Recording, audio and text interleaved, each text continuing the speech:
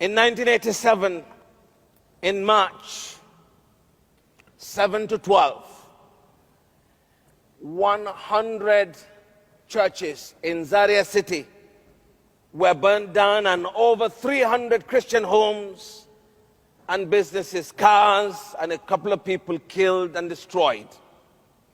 I was the leader then of the Christian Association Zaria chapter. And the Lord asked me to tell the people to do nothing.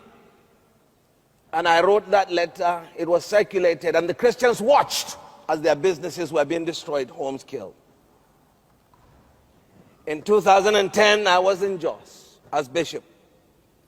To the date, 7th to the 12th of March, 3 villages in the near outskirts of Jos, Muslims massacred men, women, and children.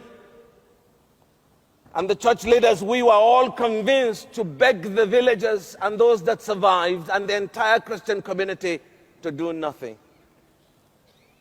They cried until their voices were dried up, tears dried up, and there was nothing more to cry, and they just watched. In 2006, over 40 people came to my house to kill me. It turned out I postponed my return home, and they met my wife. They did unspeakable things to her, beat her, left her half dead and totally blind. Through the mercy of God, she recovered.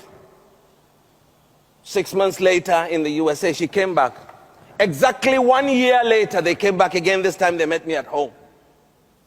Over 30 people came, broke down the house. They had their time. Broke down the back door, came in, and took me out to kill me. They later on changed their minds and said they would kill me in my bedroom. I pleaded with them to pray, and they allowed me to pray. As I prostrated before the Lord, about 2 minutes later, my wife was holding my hands. 5 minutes later, my son came in, and I said, "What are you doing here?" And he said, "Daddy, they've gone." What chased them away, what they saw, what they didn't see, only eternity will reveal. Now, friends, I'm not saying this to play down on those who have died. I've lost a classmate who was a pastor in Kaduna. He was roasted in his church. I've lost colleagues, schoolmates, and brothers and sisters who've been slaughtered for the faith. Why I'm alive, I don't know. But one thing I know, until my time is up, and I know I will die someday, blood crash, air crash, car crash, whatever crash, until that day, I have a gospel to proclaim.